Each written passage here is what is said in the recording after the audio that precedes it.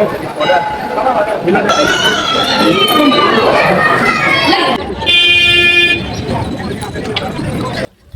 માતાજી મિત્રો, સ્વાગત છે તમારું અમારા નવા વ્લોગની અંદર. અમે વ્લોગ ચાલુ કર્યા છે અને નાના નાના વિડીયો ચાલુ કર્યા છે.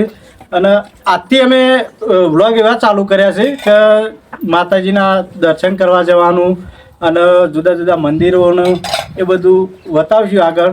હવે અમે ઘેરથી નીકળીએ છીએ. તો ભગાજી, તમારે કોઈ કહેવું હોય તો બે શબ્દો કહો. સરસ મજાનો વ્લોગ ચાલુ કર્યા મિત્રો અમે. અને આજે રવિવાર છે અને કડા ગામમાં માં સધી કડાના સીમાડામાં બેઠી છે.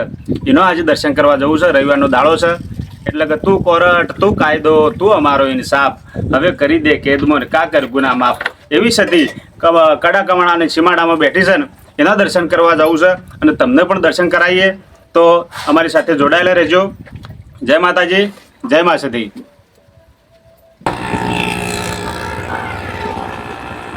પેટ્રોલપુરા જઈએ છીએ.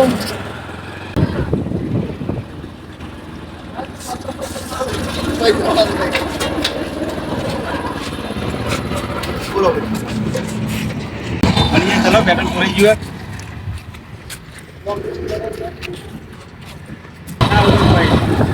તો સારી હોટલ કોઈ ઉભી રાખો, ચા બાપ પીએ. એવું કરવું ભાઈ. હા, એના વગર આપણું ઊભું ના એવું વ્યસન કરવાનું. એના વગર સારું ઊભું ચા એ ફૂડ ઉપર આધાર. ના મોલ ફરિયાદ કે ને કરવી યાર, આવું થયું. ચાલુ રાખજો મિત્રો. અમુક જગ્યાએ હારીએ જવું પડે. અમુક જગ્યાએ હારવામાં મજા આવે ખરેખર. જો અમુક જગ્યાએ બધા ના જીતાય, અમુક જગ્યાએ હારવું પડે. અને હારો ને તો એવા હારો ને તો જીતવા વાળાને અફસોસ થઈ જાય, ખારું ખોટી જગ્યાએ જીતી ગયો યાર. હા, આખી જિંદગીને અફસોસ થવો તો કે જીત્યો પણ ખોટી જગ્યાએ જીતી ગયો, એવું હારી જોઈએ યાર. ચાબા બનાવો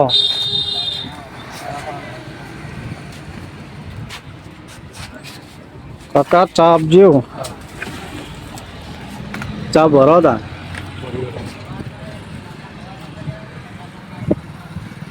આ કાકા ચાય મસ્ત બનાવો.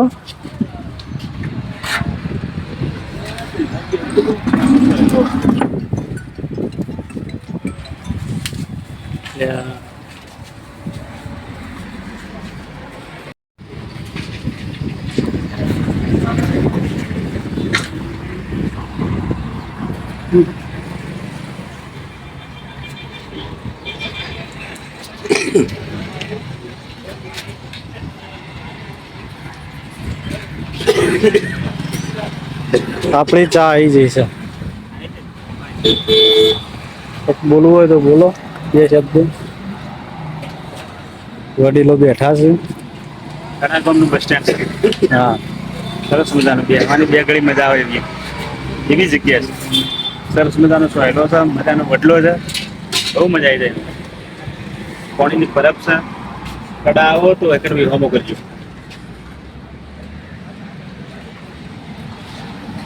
કડા આપવાનું થાય ને કોઈ વિહામો કરજો.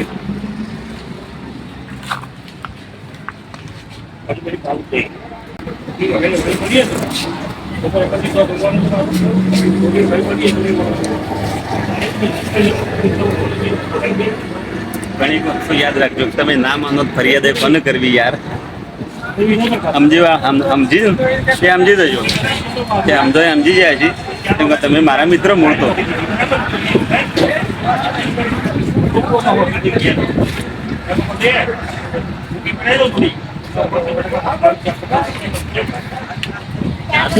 ચોકમાં ઘાયલ ચાંદો યુજો ચોકમાં એ લેરીલા ઘરડો યાદ મેરે આલર શેરમાં યર જણિયા.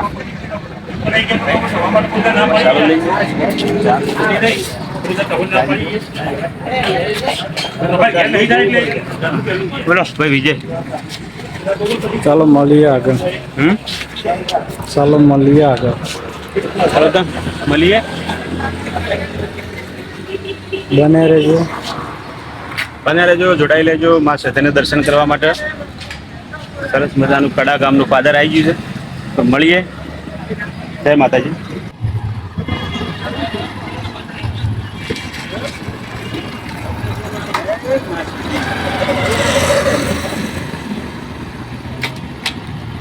આવી જાય છીએ મા સતીના દર્શને, એના સ્થાનક. મા સતી આપણી મનોકામના પૂર્ણ કરે અને ચારે હાથ તમારા માથા પર રાખે એવી પ્રાર્થના. તો મા સતીના દર્શને કરી. ચલો ચડીએ.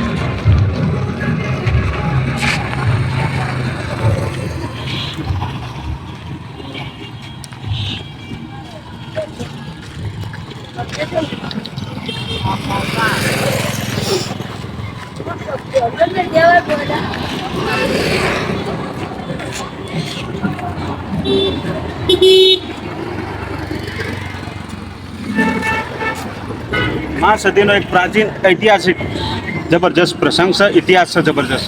એ ઇતિહાસ તમને જણાવીએ કે મા સતી મૂળ તો સિંધની, પણ સિંધમાંથી પાટણ, અને પાટણથી એમ કહેવાય કે કડા ગામના સીમાડા ઉપર વીરભાણ, એમ કહેવાય છે કે વીરભાણ રાવળ એમને આપણે પાટણમાં જઈ અને રાણકી વાવ એમને ખબર પડી કે મા સતી જાગતી જ્યોત છે, એટલે પાટણમાં જઈ અને એને ભક્તિ કરી 2 મહિના સતત એક પગે ઉભા રહી અને કીધું, મા પ્રસન્ન થઈ અને કીધું કે હે મા, મારા ગોમ તમે પધારો.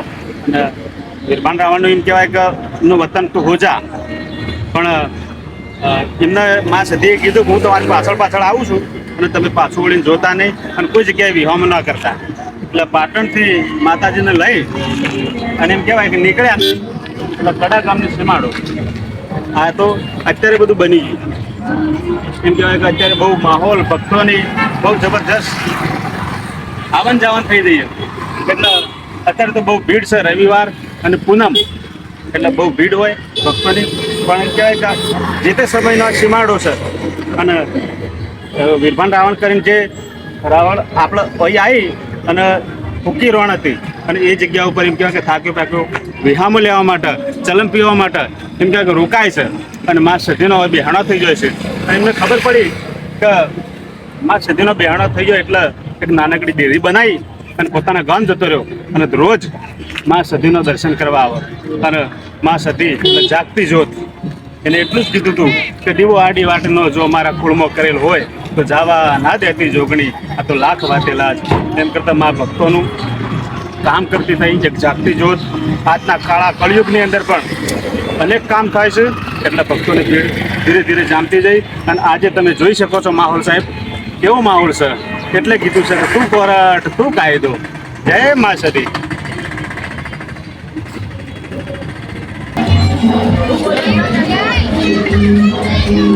જય મા સતી. મા સતી જે ટ્રસ્ટ છે એનું જે ઉદ્યાન છે, તમે અહીં આવો ને દર્શન કરવા આવો એટલે તમે હોય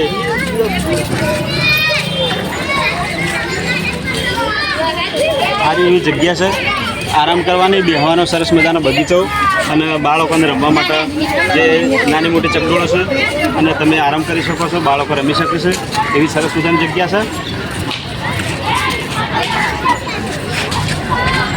એ તમે જોઈ શકો છો.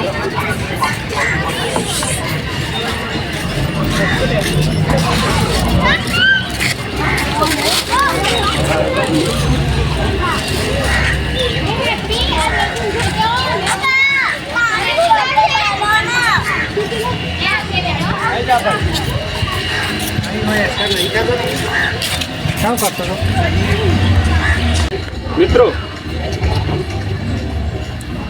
મા સતીનો ઇતિહાસ એટલે બહુ ઉજળો ઇતિહાસ છે.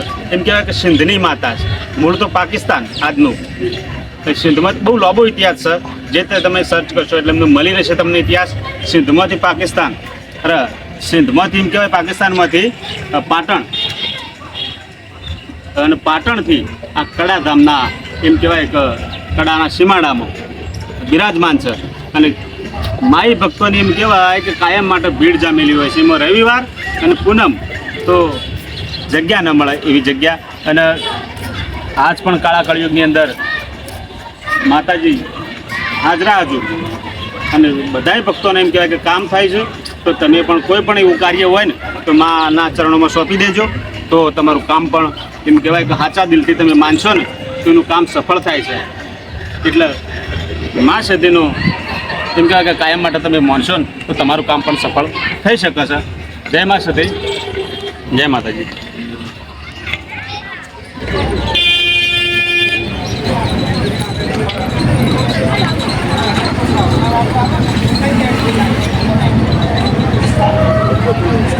હા તો બસ સ્ટાન્ડ પર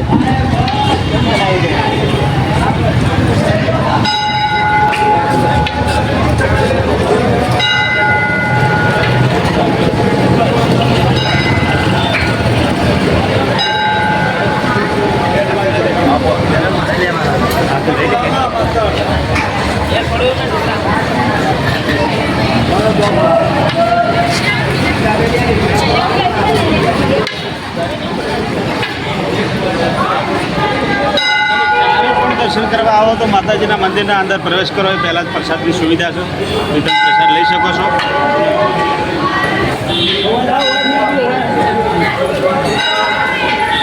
જય માતાજી, જય મા સતી. પગરખાની સુવિધા છે, જગ્યા પર મૂકી દેવાના, કોઈ જફામારી નહીં.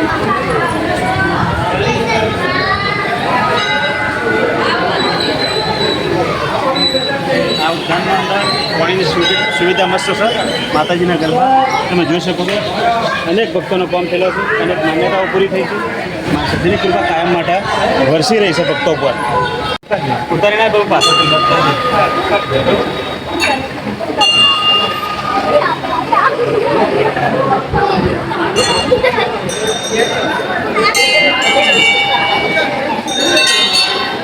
આ છે સતી માતાનું મંદિર, બહેનો માટે અને ભાઈઓ માટે લાઈન.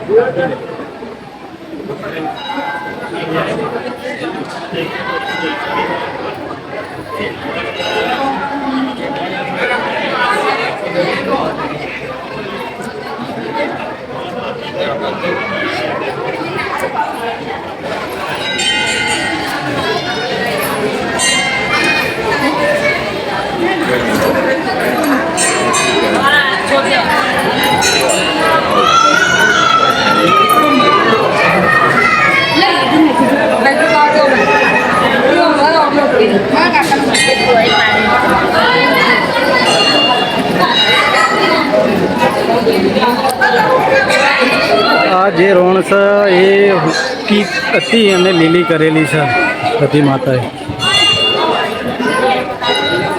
બગાજી રોણ વિશે કોક કયો. જય માતાજી, જય મા સતી. આપણે મા સતીનું દર્શન કરી ચૂક્યા અને મા ભગવતી સતી જે વાત કરી કે હુકીરાનનું જે હતું ઝાડ તો વીરભાન રાવણે જે આરામ કર્યો હતો એ રાણ તમે જોઈ શકો છો.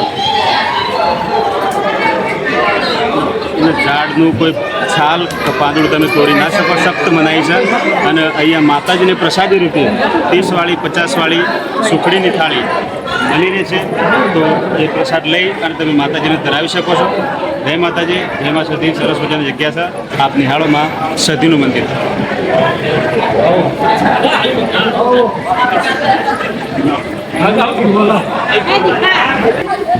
કળાકામની પાદરમાં મા સતીનું દર્શન કરી ધન્ય તો એમને પ્રસાદ લઈ એમને દર્શન કરી અને ધન્ય થઈ ગયું. એટલે સમય મળે એટલે જરૂરથી પધારજો. મા સતીના દર્શને જાગતી જ્યોત ગણાતી છે એવી મા સતી. સમય મળે તો વિસનગરથી બહુ નજીક જ છે, તો એમનો આ તમે એનો સાક્ષાત પરચો જે ભૂકી રોણનું ઠૂંઠું હતું એ તમે એમ કહેવાય કે ચારે બાજુ ફેલાયેલી રોણ તમે જોઈ શકો છો.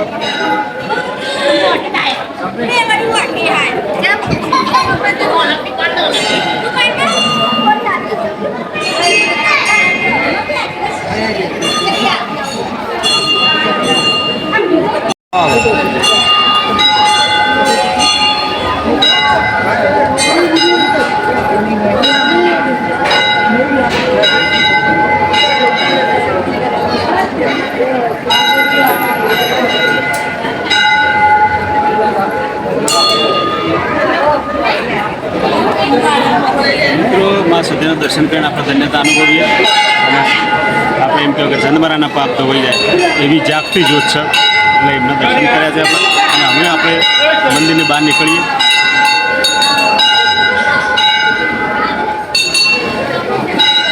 પછી શું થયું આગળ?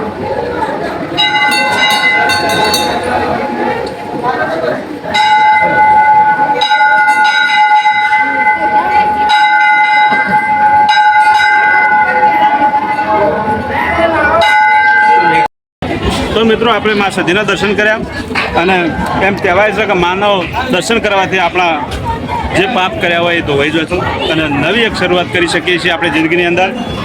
અને મંદિરની ડાબી બાજુ નીકળીએ ને દર્શન કરીને વળતા ત્યારે ડાબી બાજુએ શ્રીફળ વધેરવાની એક સરસ જગ્યા છે જેથી કરીને મંદિરના અંદર કોઈ કચરો કે કોઈ ગંદકી જેવું ન થાય એના માટે આ જગ્યા રાખેલ છે અલગ શ્રીફળ વધેરવું.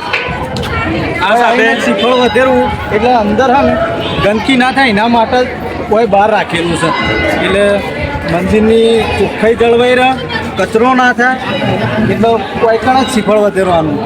તમારે એકાદું કોઈ કણ મૂકી દેવાનું થોડું શ્રીફળ અને ધરાવી દેવાનું માતાજીને અને બીજું ઘરે લઈ જવાનું પ્રસાદી કરવા માટે એટલે કચરો અંદર ના થાય એના માટે તમે જોઈ શકો છો કે પ્લાસ્ટિકની બેગો પણ પડી છે, શ્રીફળના જે કાપડીના જે સોતરાઓ ને એ બધું પડી છે એટલે આવો કચરો મંદિરની અંદર ના થાય એના માટે જ બહાર રાખેલું છે.